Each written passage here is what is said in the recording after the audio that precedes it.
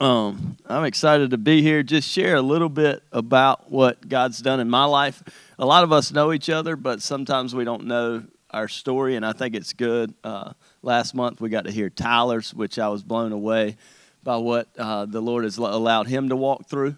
And excited to share with you guys. And just want to say thank you for being here. Thank you for being a part of Church Alive or whatever church you're a part of, man. It is so important that men are involved in their churches and which makes them better men and husbands. So a little bit about my story. I grew up in a small town, Windsor, North Carolina, like 1,000-person, one-stoplight town in rural eastern North Carolina. And you know, I grew up with a drug problem. It was a good drug problem. I was drugged to church every time the Baptist church doors opened. So I grew up in a church there, and thankfully my parents drugged me there. And so I'm very thankful for that. So I don't have the testimony where I wasn't raised in faith, and I'm so thankful for that because I feel like as dads, our ceiling is our children's floor, and so it's imperative that we do things the right way. If not, we pass on generational curses rather than generational blessings, and that's not just, it's not wealth, it's health, it's your faith, it's all of those things. So my first word was ball. So that was my identity all through life until I was about 18 years old, or really about 22 years old when I graduated from college. But the first challenge I ever came across in my life was from middle school to high school. So I was going from middle school in 8th grade to 9th grade. I transferred to public school. You're a coach, I went from a private school where I dominated all three sports, and was the man, if you will. But I wanted to transfer to the public school so I would get eyes of colleges to play college ball and whatnot. And the Lord and people started whispering in my ear, "You're not good enough to play there." Has anybody ever had the Lord whisper that in your ear? You're not good enough? Or not the Lord, the devil whisper that in your ear? I think he tries to make us think we're not good enough to speak, or we're not good enough to share the gospel, or we're not good enough because we have sin or baggage, when in fact that is truly the gospel, that none of us are good enough. So long story short, I went on, and 4 years later, I was the athlete of the year at that school. We won the conference in football, basketball, and baseball, and I ended up getting the opportunity to play in college. So what I say there is to say that the devil's wrong. Sometimes when the devil whispers in your ear, he is wrong. And next I went on to college and was able to go to college. But one thing that came with college was freedom. So I didn't drink alcohol or anything or party or really. The Lord used athletics in high school to keep my mind kind of focused on things and preoccupied. Every day I was in a practice or whatnot, which was great. But when I went to college, I got this thing called freedom at 18 years old. Who knows that that's not always a good thing, right? Anybody else experienced that? So as an 18-year-old who had always been in bed by 9 and up early in high school, then I had nobody checking in on me. I didn't have my mom who was always on top of me with those things. So the devil took that freedom, and I started to be really a hypocritical Christian, which I feel like we all live off God's grace a lot. But man, I was really living off His grace. Saturday nights hanging out, and then Sunday mornings, asking forgiveness for the same sins that I've repeated over and over. Can anybody relate, or I'm the only one? And I love to laugh, so I think some of y'all know me, know that. But yeah, so that was in college, and I had kind of a shocking moment or kind of a big thing happen in college. I used to lead FCA, so I was the vice president of our Fellowship of Christian Athletes there. And we housed an event, and we knew how to get people there. We had pizza. And we also had the quarterback of NC State at the time, I forget his name, came down and shared. So he was a part of FCA at NC State. We found that out. Anyway, we got him to come. We had a packed house, like 200 college kids there, and he kind of shared his testimony. And in his testimony, he used a corn cob as an illustration. So what he was doing was he was talking about a squirrel. When a squirrel finds corn, he goes and tells his friends. as Christians, sometimes we don't share the good news like a squirrel does. He goes and tells his friends and says, hey, man, we found this corn over here. And oftentimes as Christians, when guys come to us, man, I'm struggling, we say, well, you'll get it together, rather than saying, here, let me open the Bible and let's talk about what we're all struggling, but Christ died, so we don't have to struggle or fight our own battles. So that's the illustration he was using. Well, after his message, he tossed a corn cob to my buddy JD, who was on the front row. And JD, loud and outspoken, said to the guy, he said, what am I supposed to do with this? He said, I don't know. The Lord just told me to give it to you. So later on that night, JD and I are in his Grand Cherokee, and we're putting in a new radio, back when you had the regular radio and Bluetooth wasn't a thing. So we're putting in a radio in his car, and he looks at me, and JD goes, I'm going to put this corn cob in the dash for protection. I said, okay, man, whatever. Fast forward 24 hours, we're on the way back from Raleigh to Rocky Mount, and we're driving at about 80 miles per hour the following evening. And I was always a deep sleeper. I was in the passenger side. We hadn't been doing anything wrong that night. We were just coming in late. I was sleeping in the passenger side, and I woke up, and for some reason, I know this is hard to believe, I thought that we were about to hit something. I was dreaming, and I locked out on the steering wheel while we were going down 264 at 80 miles an hour. When I did that, we hit a guardrail on this side. By the time I realized I'd done something really bad, I let go. His force pulling against me pulled over. We went down in a curbing. Car flipped. We hit a guardrail and then kicked back out. Had that guardrail not been there, or we'd gone over that guardrail, all of us would have died. There was about a 150-foot drop on the other side of that. So car gets down, and our life in that 20 seconds, I guess it took for all that to aspire. My life, I remember just flashing before my eyes. I kept waiting for, hey, I'm about to meet Jesus. I'm going out of here. I remember that moment. Now I even wake up sometimes thinking about that moment. But once all was said and done, we were looking around, and we had flipped all over. We were all very sore. Marcus, one of the guys who was in the back seat, was actually in the very back. By the time this was over, he had bit through his lip. Thankfully, I was wearing my seatbelt, me and JD both. But there was blood everywhere. Car was upside down, and you know what was everywhere? Corn. Corn was all over the place. That corn cob ended up in the very back. And how funny is that? I always say you can't make this stuff up. Like the night before, what is the odds of that guy giving that corn cob to JD? And then we're putting in the radio, and JD looks at me and goes, hey, man, I'm going to put this in my dash for protection. Literally verbatim. So, and then 24 hours later. So I feel like that was God's protection. We went on a couple days later, and we had to tell JD's parents about that, and that was a hard story to believe, but it was the truth. And Marcus, the guy, got saved because of that terrible incident. He got saved, and we still talk about that. But God was protecting me. Has anybody else been protected? Feel like you've lived 9 lives? So then I graduated from college, and after you graduate from college, I played ball for a little while, and then started working. But what I really wanted, I kept getting wedding invitations. Anybody been in those seasons? Your friends go through seasons of life. So I kept getting wedding. So I was like, man, I want to find the girl of my dreams.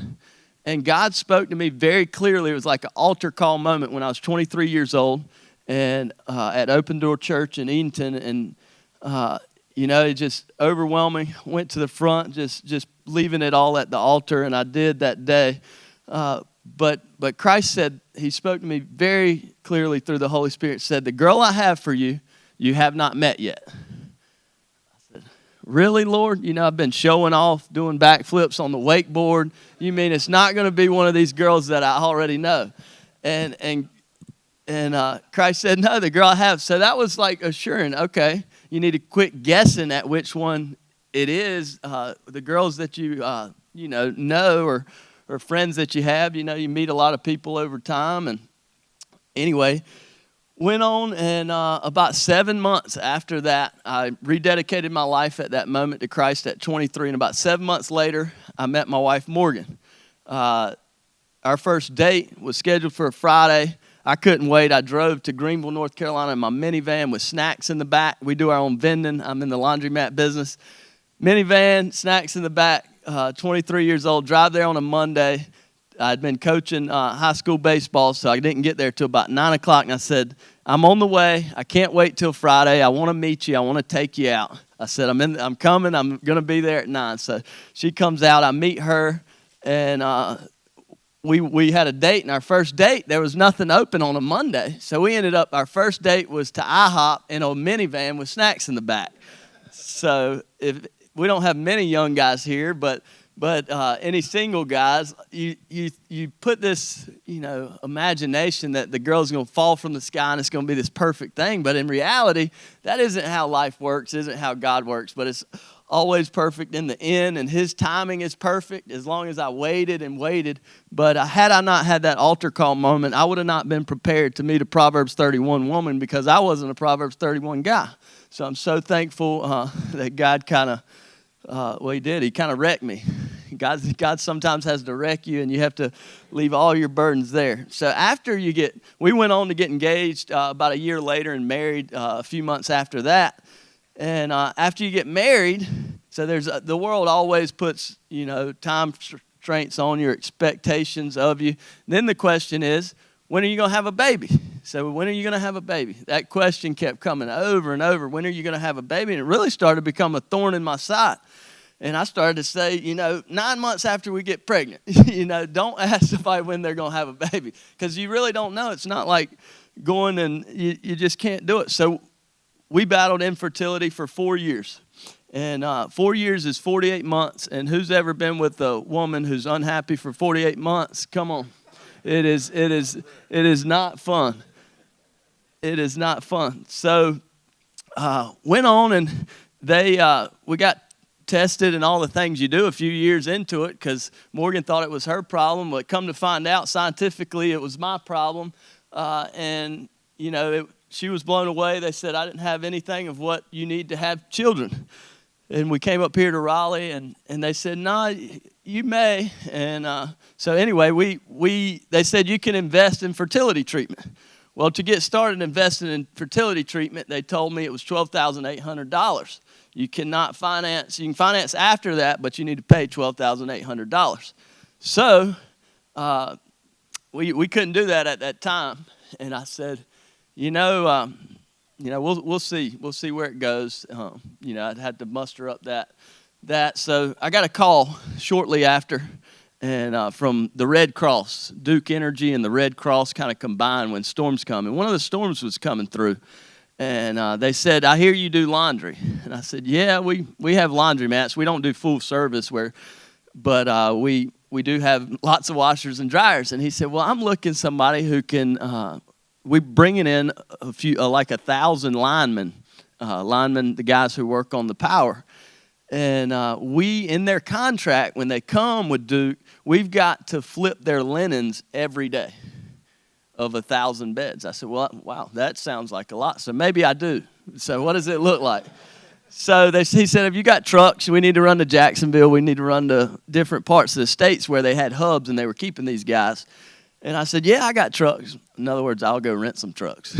I was renting trucks on the side. So we went on, and that was before kids. So Morgan would get off as her nursing job at 7, and then we'd go to a laundromat that night, and we would literally process clothes from 9 p.m. all the way to the next morning, like 5 a.m. If you want something, you got to be a yes. The gas has got me further than the brake in life, business, and everything, especially traffic here in Raleigh.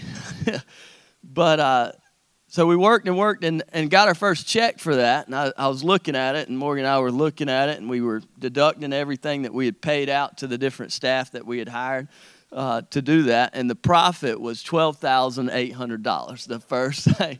So you cannot make this stuff up. So we took that, and we went and started fertility treatment, and later on had our daughter Ellie.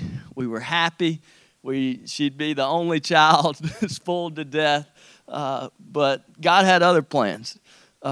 Moving forward, we were going to church, and we never even considered having another child. We knew the struggle it was, and the things that Morgan had to go through during this fertility treatment.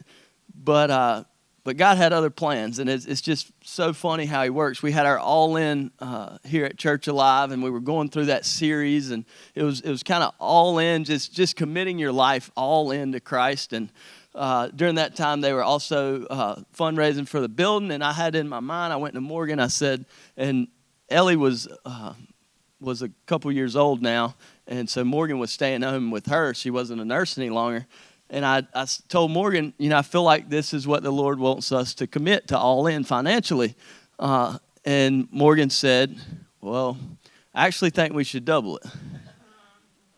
And I said, well, can you pray again about that? And so, long story short, that was on a Saturday. Before the Sunday for All In came, made that commitment. Well, Wednesday comes, and I'm bathing my daughter, Ellie, who's like 2.5 at this time, and Morgan's at Generations on the Wednesday night at church, and Ellie looks at me and she says, Mommy has a baby in her belly. And I said, what? Mommy has a baby in her belly? Long story short, that was Wednesday.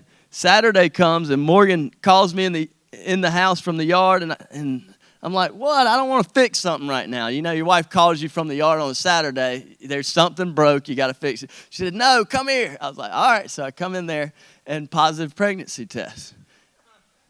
The doctors can't, they told us without the fertility stuff, we would never have any chances of having a child. But God can do things that, you never. So we named her Grace. She was actually named because we were trying to figure out, and Pastor Glenn at the time did a message on grace. And Morgan and it resonated with us, and it said, man, her name's going to be Grace.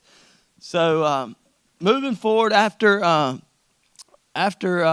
having Grace and all that, one of the other big challenges for us kind of came pre that, so this isn't chronological, but God said, I want you to move to Raleigh from Greenville, North Carolina.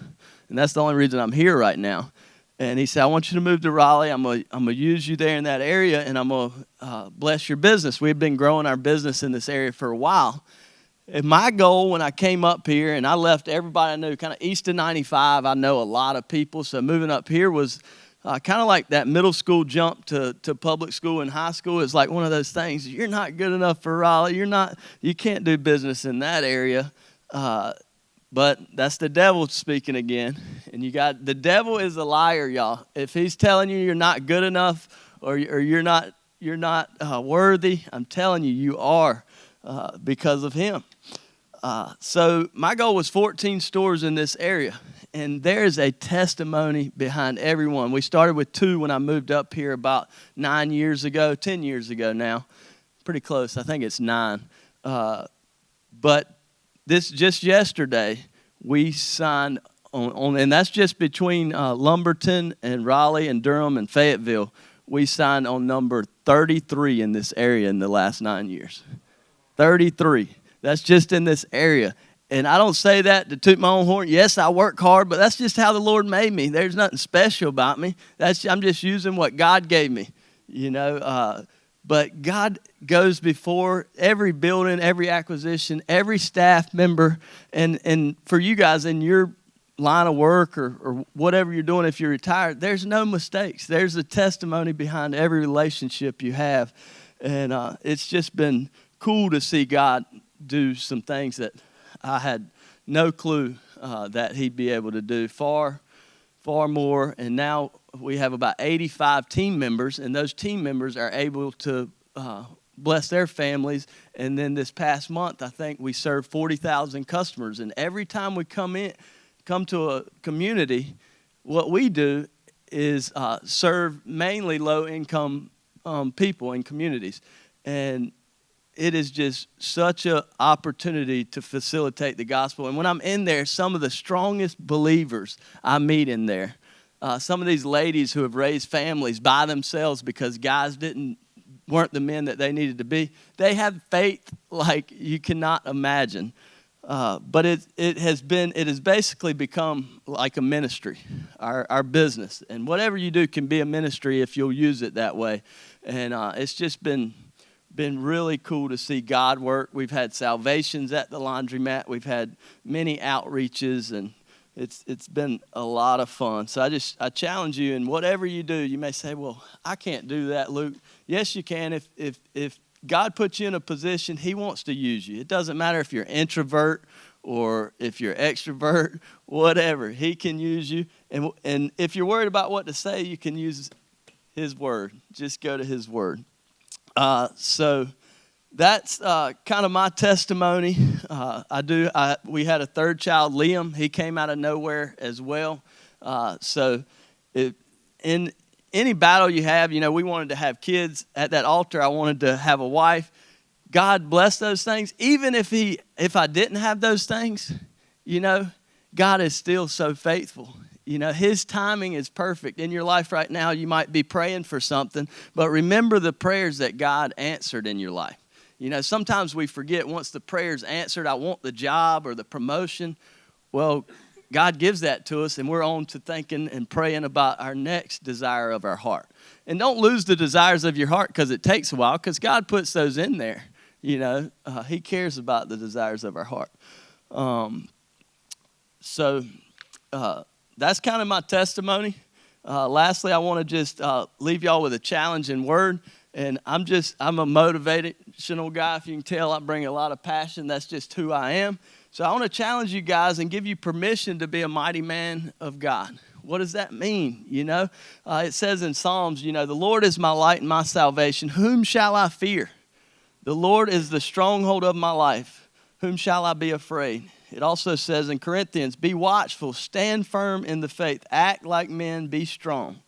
In Hebrews, therefore, since we are surrounded by such a great cloud of witnesses, in other words, people are watching us as Christians, as believers. Whether you know it or not, you have a platform, you're a leader. People are watching you from your family to as you go. Let us throw off everything that hinders and the sin that so easily entangles. And let us run with perseverance the race marked out for us. I think that scripture is just so good. Everything that hinders. Whose phone hinders them from being able to share the gospel a lot of times? Whose phone hinders them from stopping and spending time with their wife? Or whose, gets distracted? I know I do.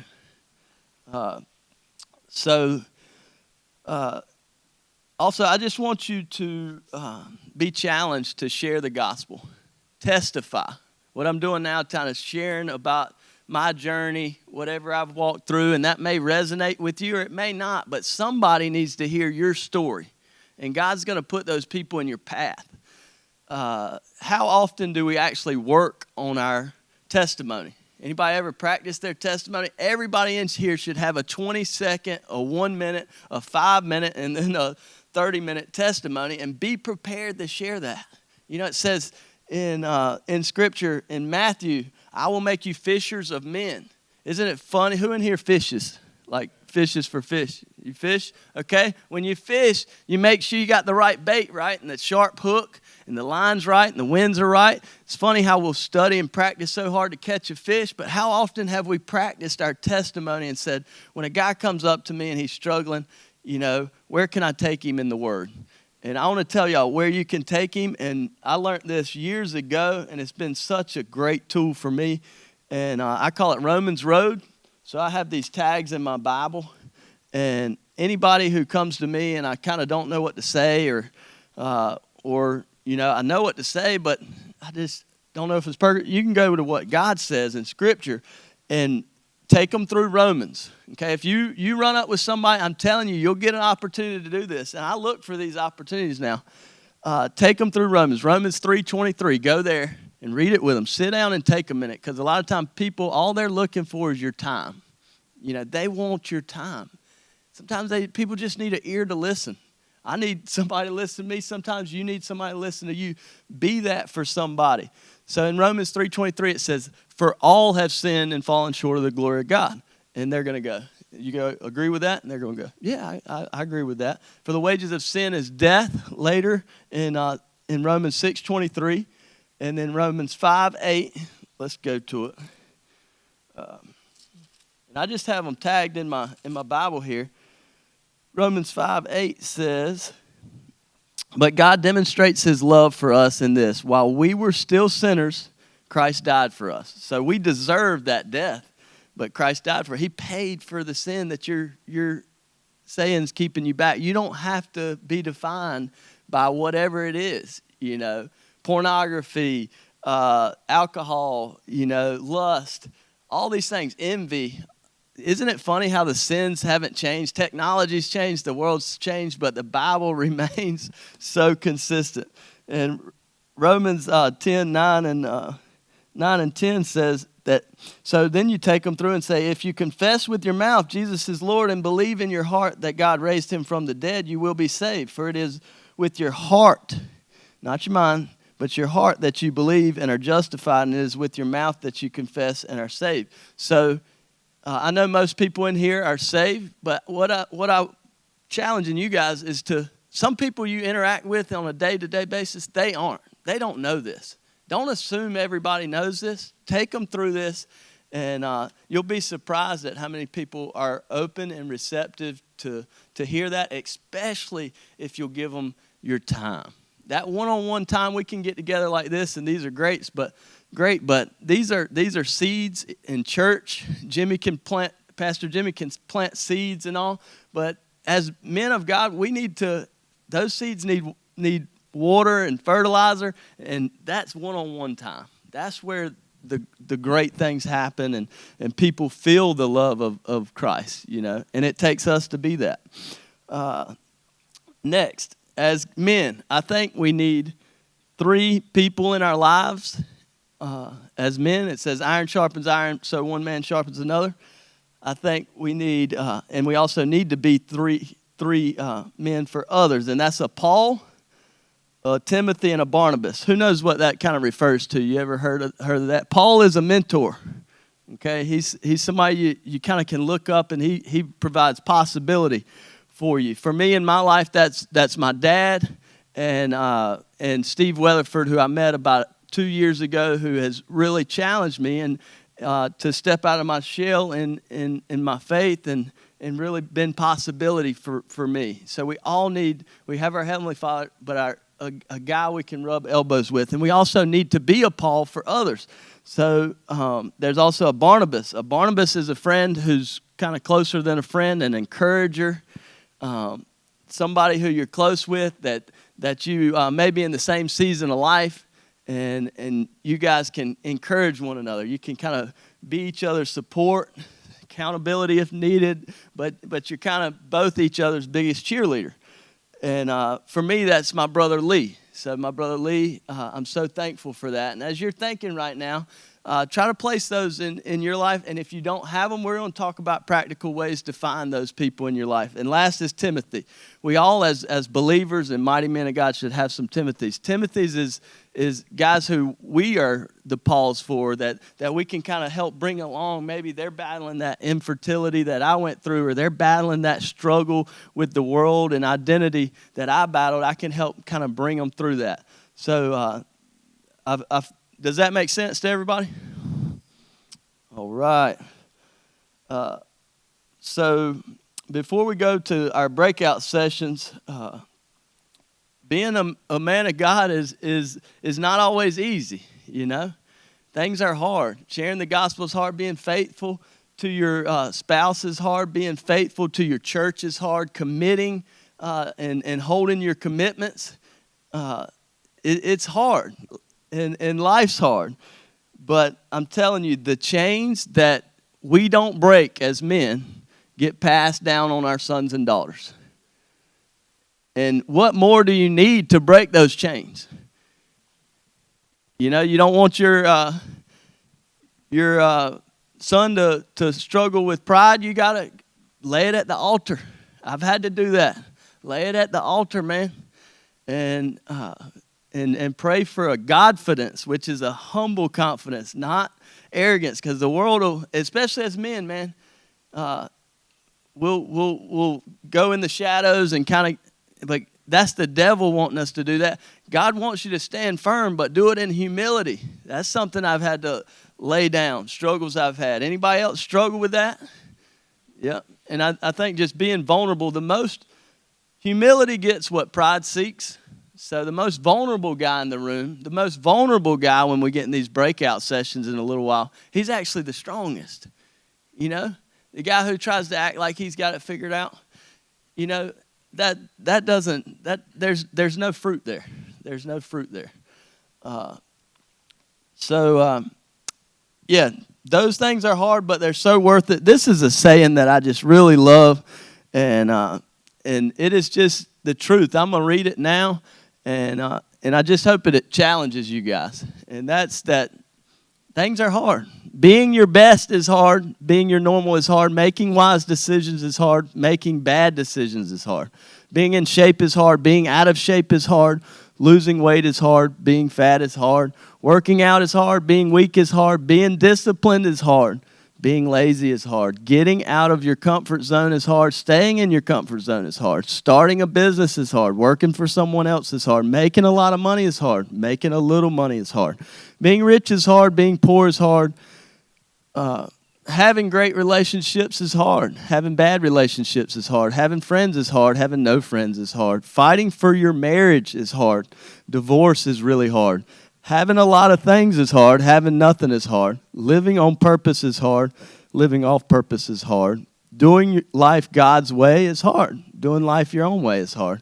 Everything is hard, so we have to choose your hard. So I just challenge you guys to choose your hard. God's grace is sufficient, but I'm telling you, His promises are so much better. I've lived seasons where it was like His grace every second. Anybody relate?